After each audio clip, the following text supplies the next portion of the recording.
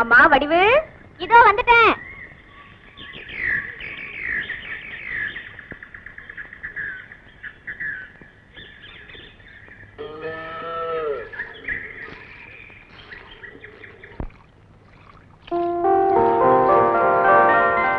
இந்த நகையோட ஒண்ணு பார்க்கும்போது எவ்வளவு லட்சுமிகரமா இருக்கு.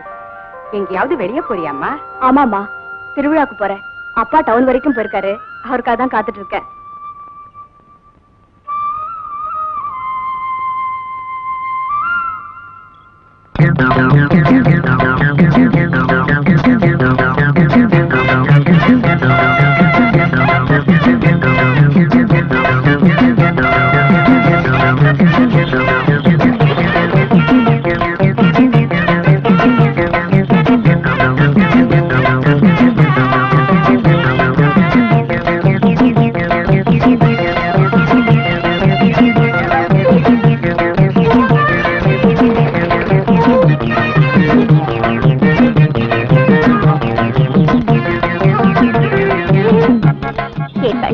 வந்துட்டியா?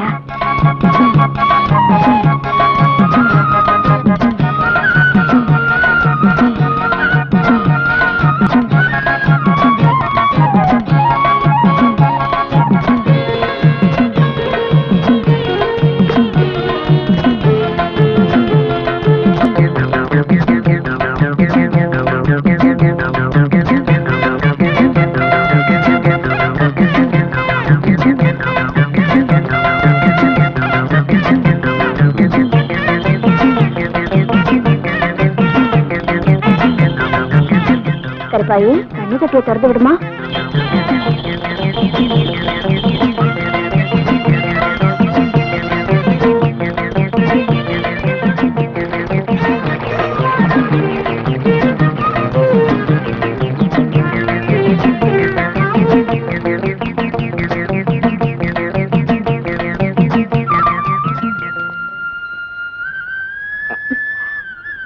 என்னப்பா இவ்வளவு நேரம்? Town bus கிடைக்கலம்மா.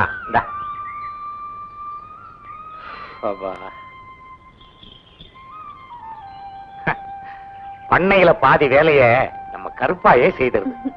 என்ன வேலையெல்லாம் முடிஞ்சுதா? பசிக்குதா? உன்னை குடும்பம் சாப்பிடட்டும். ஏன்பா, கருப்பாய்க்காக ஒரு ரசாலியாவது வாங்கிட்டு வந்துடக்கூடாதா? உங்க ரெண்டு பேருக்கும் விலைவாசியே தெரியறது இல்லம்மா. பால் வண்டி வந்தாச்சு போல் இருக்க.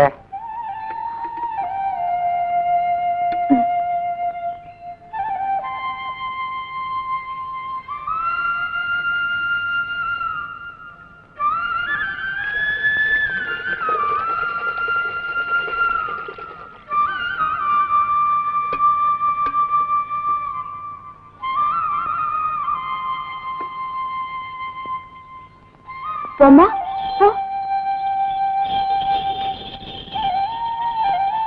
செல்லத்துறை, இந்த மாதிரி வீட்டுக்கு ஒரு கருப்பாய் இருந்தாலே போதும்பா. ஆமாப்பா, பொறுப்பு இல்லாத பிள்ளைகளுக்கு தகப்பனா இருக்கிறத விட இப்படி கடமையை செய்யற கருப்பாய்க்கு எஜமானா இருக்கிறதுல நான் ரொம்ப பெருமைப்படுறேன். இதுகிட்ட மனுஷனே தோத்துருவான் போல் இருக்குது. கறக்கிறத தவிர மத்த எல்லா வேலையும் செய்யுது. அத நான் மனுஷங்கிட்ட விட்டுட்டேன். ஏன் தெரியுமா? கறக்கிறது மனுஷனு கை வந்த கலை. அதுல நியாயம் பார்க்க மாட்டான், கறந்துகிட்டே இருப்பான். வணக்கம் செல்லதுரை. வணக்கம் வணக்கம், வாங்க. பாலம் கட்டுறதுக்காக ஆ, கான்ட்ராக்டர் வடிவேலுக்கு ஜாமீன் கையெழுத்து போட்டு பணம் வாங்கி கொடுத்தீங்களே, ஆமா.